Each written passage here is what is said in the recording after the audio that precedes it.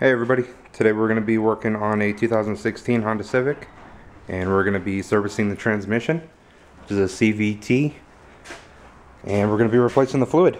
Let's go ahead and get started. Alright, so the first thing we're going to need to do is get the air box out of the way. I'm just going to unclip these here. You're going to have one bolt down here. You're going to have another one right down there. And we're also going to need to pop off this little shroud piece right here, which is just held on by a couple little clips. If you got a pry tool like this one, just get up under it, or if you're real careful, you can just use a flathead screwdriver. Basic tools. You're just going to disconnect the sensor here and just pop it right out of this little clip here. And the reason that we're taking this off is because the fill hole is actually located right directly under it, and that's the only way to fill it back up. Some people say that you can get down through here and use the check bolt. That's not something that I'm going to be trying, just because it doesn't look fun at all. So I'm just going to be doing it as service manual calls for it, and just go through the fill hole. So right now I'm going to go ahead and focus on getting all these little clips out. This one right here.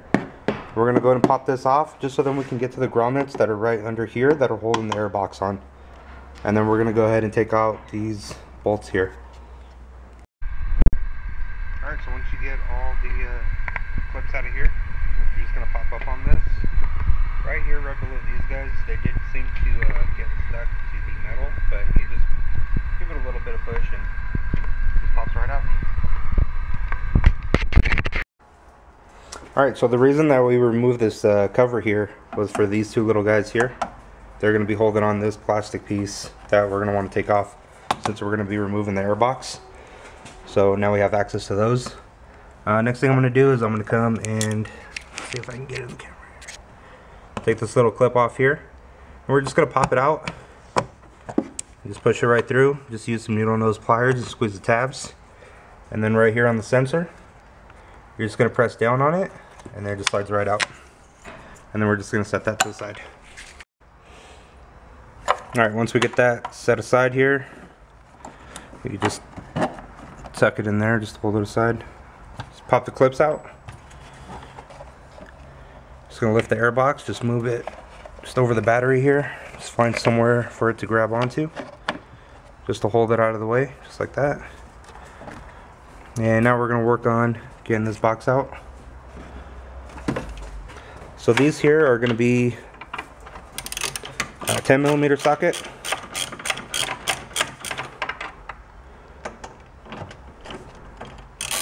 We're just going to work on that. Still got to pop those clips out, and then we're going to get this pulled out. Alright, so we got that one loose there, but my hand's a little too fat to go down there, so we're just going to leave that one there, but it is loose. Went ahead and took out the clips here. As you can see, it's just a little piece of rubber, but it does kind of stick to the air box here. So it's just better to remove it, that way you don't break it. But right under here you can see what's kind of holding it down. It's going to be a little grommet. And you're just going to work its way and pop it off, as you can see there. And then the air box just comes out just like that. Bunch of little dirt, and we're just gonna set that aside. And right here is where you're gonna fill the refill the transmission fluid. It's got a little hook on it. You just pull that out, and you want to make sure that there is no dirt or anything that can fall in. So you do want to clean the area before pulling that out. This one's pretty clean, so didn't have to worry about anything like that. Alright, so now we're going to move down to the bottom. We got to remove this splash shield here. You're going to have a couple of these fill pads. There's going to be 1, 2, you got some small ones here, 3, 4, and then you're going to have these flathead. They're not like real screws, they just kind of turn like halfway and then they just pop out. And then you're gonna slide it off of those clips there, and then you got more of those flat heads back there, another one back there, and then another 2 clips over here. So we'll get that taken off, and then we'll be able to access the drain plug.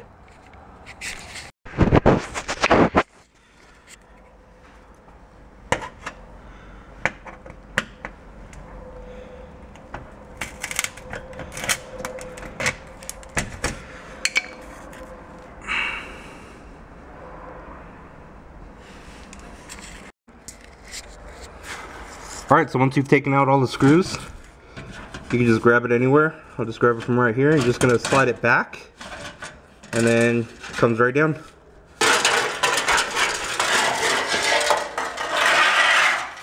Set that aside.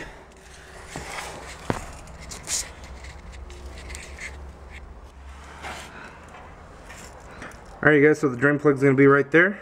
We're just going to go ahead and pop that off. It does have a crush washer on it, so I do recommend buying the new one when you go in for the fluid at the dealership. Now, I don't know if you could see it, but right up here is going to be the check bolt. And this is what we're going to use later on in the video to check the fluid level, and we're going to be able to see it trickling out, and that's how we know it's full.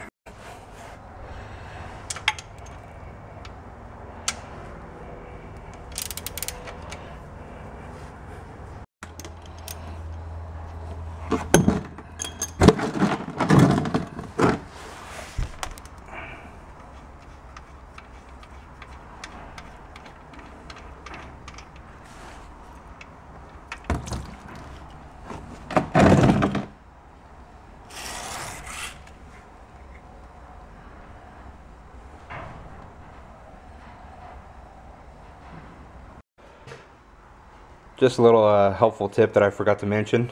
Go ahead and pull the plug out either before or after you pull the drain plug out, so that way it flows a lot better when it comes out. Alright, so I want to talk about the drain plug real quick. You're going to want to make sure that you clean this off. It's a little magnet tip on the drain plug. Let's see if I can get it to focus here. You're going to see a little bit, it looks like mud almost. It's actually metal. It's okay the way that it looks like right now. That's nothing to be worried about. If you have any big chunks of metal, that's when you're going to want to be worried. But I don't suspect anybody's going to have that problem, especially with the newer car. But you're going to want to make sure to clean this off. Get all that residue off, okay? So that's what it should look like after you clean it. So we're going to go ahead and swap out this crush washer here. I already went ahead and bought a new one when I got the oil. And we're going to put this back on.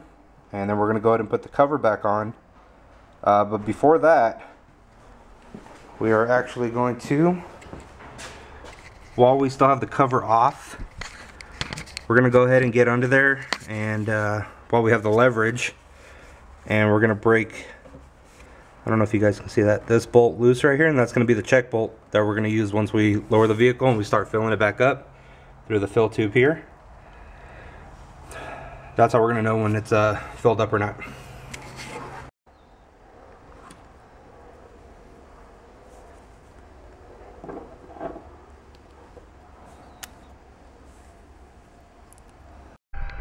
Alright guys, so one thing that I'm going to do, it doesn't really say it in the service bulletin or anything like that, but I'm kind of getting a little bit of a trickle coming out. What I'm actually going to do is I'm going to go ahead and the rear of the vehicle a little bit, because the pan does look like it kind of angles towards the back. So I'm assuming there's probably going to be some good amount of fluid sitting back there. So I'm going to try to get the rest. Alright, so that actually worked perfectly. So I went ahead and I lifted up the back just a little bit just to level it out, and it actually did drip out a lot more, so that was worth it. You don't have to do it. I recommend doing it because you're doing all this work, you might as well get as much as you can out.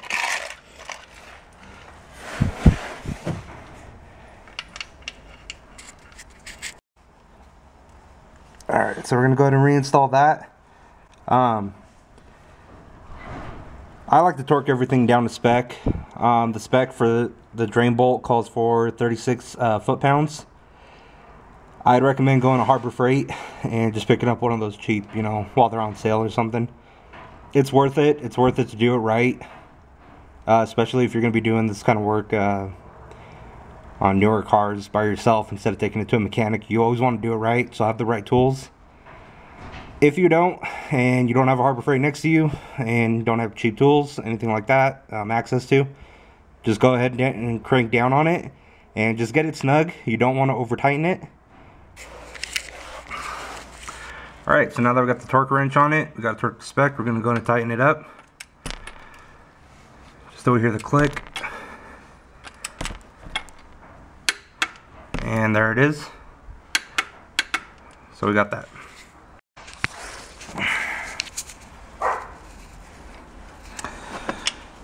Alright, so we're going to go ahead and remove the check bolt now, while we still have the panel off and we can still get some pretty good leverage on it. This bolt here is going to be a 17 millimeter.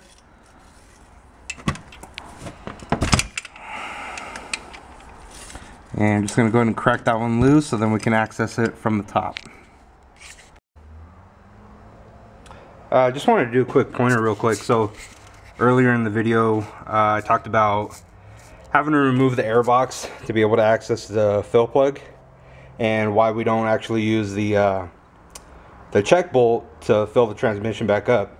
And I just want to give a good example of that. I mean, unless you have a funnel that can go straight down and then bend at a 90-degree angle, that'd be one way to fill it, but obviously you're not going to fill it from the bottom of the vehicle. Fluid doesn't transfer upwards unless you pump it in, I guess.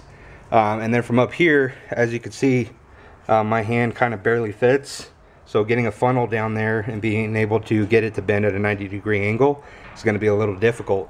So take the time, remove the air box. Not all Hondas are the same. Accords are a little different as well. Sometimes you can actually access them from the side. You don't have to remove the air boxes. On these particular 16, 17, and 18 Honda Civics with automatic transmission, you do have to remove the air box. That's going to be the best and most efficient way to be able to access the fill plug and do the job the right way.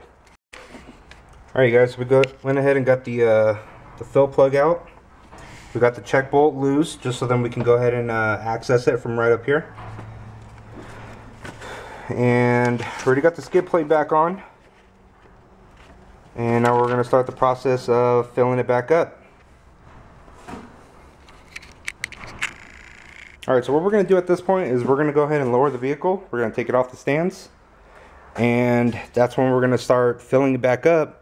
But at this time, with the vehicle on the ground, we're going to have the check bolt removed. So that way, while we're filling it, we can go ahead and see when it starts trickling out of the check bolt. And that's how we'll know when it's full. Alright guys, so we're going to start working on filling it back up. The only thing that you should ever use in the vehicle is what it recommends, which is going to be the HCF-2 Honda transmission fluid. Alright. Get down here and go ahead and remove the check bolt.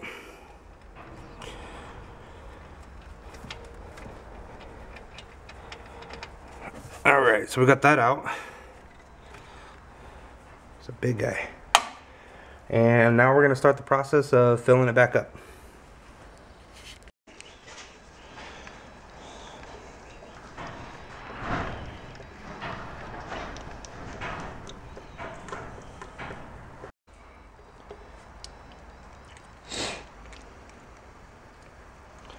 This is going to be bottle number 2. Bottle number 3. So this a service on an automatic transmission should only be about 3.7 quarts, I believe is what they said. So right after this one, when we're using the 4th bottle, we should start seeing it come out of the check bolt down below. See if we can get that.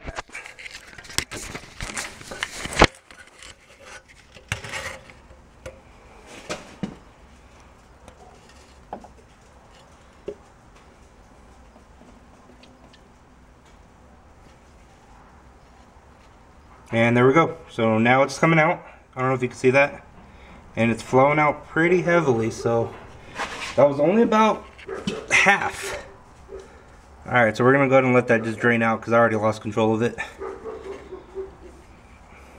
It is what it is. I'll go ahead and clean it up. So even after everything, mine only took about 3.5. I know that they said it was about 3.7. And I know you can't really see it on the camera, but it is still kind of flowing out. And Honda calls for it to kind of just dribble out a little bit, so I'm going to go ahead and let it keep going out there. Alright guys, so I'm actually a little shocked by how much it took. It only took about 3.25. Sounds about right, but I don't know. They said about 3.7 is what it should take. So what I'm going to do is I'm going to go ahead and wait for it to stop flowing out, and I'm going to go ahead and at least just put the filter back on the top portion here. I'm going to go ahead and start it, put it through all the gears, and come back and loosen the check bolt and see if it's still flowing out, and see if I need to add any more fluid to it. Alright, so just as I suspected, I went ahead and I started the vehicle, and I just slowly ran it through each one of the gears, and just, you know, in park in the driveway. And as soon as I came back and I removed the check bolt, it had actually stopped flowing. It's not even coming out at all, not even a dribble. So I'm going to go ahead and continue to top it off and see how much more it takes.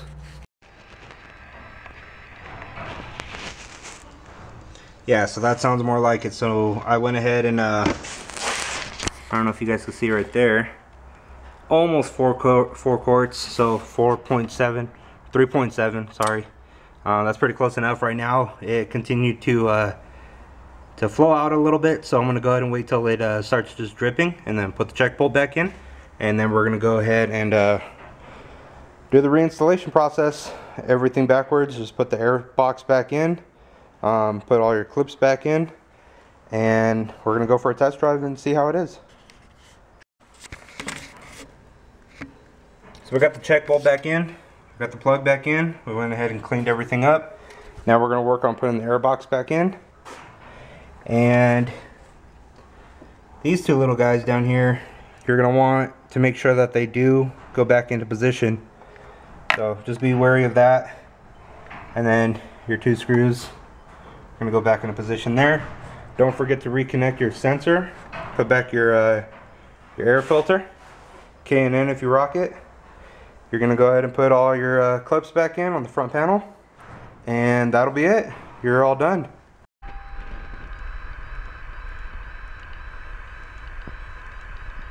Alright, so quick little tip. I actually went ahead and used some residual transmission fluid, and I went ahead and put it around this grommet here. Found it a little difficult to push this back in without damaging that.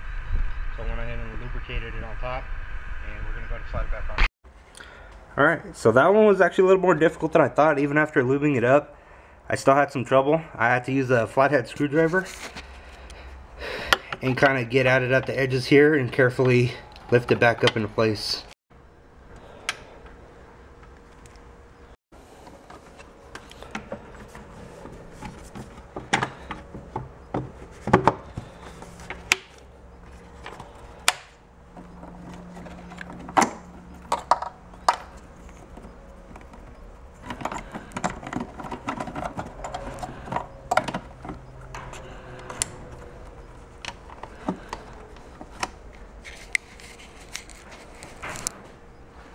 Alright guys, so while I put this panel back on, I know a lot of people are thinking, why are you changing the transmission fluid so early on a new vehicle? And the reason for it, the reason that I like to do it at least, Honda's not, at least in my experience, and back in the day with like the 98 to 2003 Hondas, Civics, Accords and whatnot, they're not known for their transmissions. I can almost guarantee that you can go online on Craigslist and have no trouble finding Hondas with blown transmissions. The reason for that, and the main cause of it, is a lot of their transmissions are for the most part sealed, and a lot of them you can still check the fluid, but they don't have serviceable filters. Now some models in some years do. This one in particular does not. I tried my best to try to find one and try to talk to the service department about finding one, and they don't have them. And there is one filter that's in there that they don't even service themselves, even if you ask them to, and they don't keep it in stock or on hand in the dealership. So even if I wanted to buy it, it was a special order, and they couldn't really recommend me how to do it because they don't do it. So keeping up on the transmission fluid on these Hondas is really going to help you with the longevity of the transmission. If you want to keep this car for years on end, 200,000 miles without replacing the transmission, me personally, I would recommend every 25,000 miles, or in my case, you know, what I like to do is every 3 to 4 oil changes, I like to service the transmission, which is exactly what I'm doing today. This is about my third or fourth oil change, so I went ahead and I serviced the transmission. Again, it doesn't have a serviceable filter, so you want to make sure that you keep the oil clean, so that way the internal filter that, you know, the average person can't service unless you take it to a transmission shop and they open it up, that internal filter is gonna get clogged up over time. You know, you're talking about 100,000 miles. These cars can go 100,000, 150,000 for the most part with no problem. But again, that depends on how the person drives it, how they service it, what, you know, how they take care of it basically. If that filter, that internal filter gets clogged up, that's what causes transmission failures in the older Hondas. This is a new car. It's a nice car. I don't want to know what the bill would be to replace the transmission or rebuild it. So I'm spending the 50 bucks now for the oil and just servicing it. That way in the future I don't have any issues with it, or hopefully I won't have any issues with it. Again, that's why we're taking care of the oil now, and we're servicing it and just getting it out of the way. Keep everything clean, service your vehicle, it'll return the favor, and it'll, you know, last you hopefully 200, 300,000 miles in your ownership. All right, so everything's back together, we're all done. That's about it as far as servicing the transmission. Honestly, it wasn't that difficult. It's pretty easy. I hope this video helps you guys out. If you could help me out, this is a new channel for me, so I'm gonna go ahead and start. I work on cars. I've been working on it for 10 years now, so I figured everybody else is doing it, why not showcase what I'm capable of and what I'm able to do. And a lot of the things that I've learned came actually from YouTube, from other people doing it. When I got stuck in a bind, I jumped on YouTube and I try to watch other people's videos to figure it out. So I'm trying to return that favor now and do what I can on vehicles. Maybe if there's not a video out there like this one, I can go ahead and help out other people. And you know, I'm all about doing it yourself. I don't like mechanics. I don't trust them. That's why I do the work myself. So hopefully everybody learns something from this, and this is a job that they're not afraid of tackling themselves, and they do it themselves. Save yourself the time and money. And if you know that you break something, well, you did it. So you can't really blame anybody but yourself, but you can go ahead and fix it. You don't have a mechanic that might strip a bolt or something. It might just snug it up real, you know, just good enough, and then 20, 25,000 or 30,000 miles down the road, you go to service it yourself and you find out that bolt's stripped, but it was the guy that serviced it last time. You know, it's little things like that that I don't like, and that's why I work on cars myself. And hopefully you take this tip and what we did today, and you just service it yourself. All right, you guys, thank you very much for watching, and see you in the next video. Bye.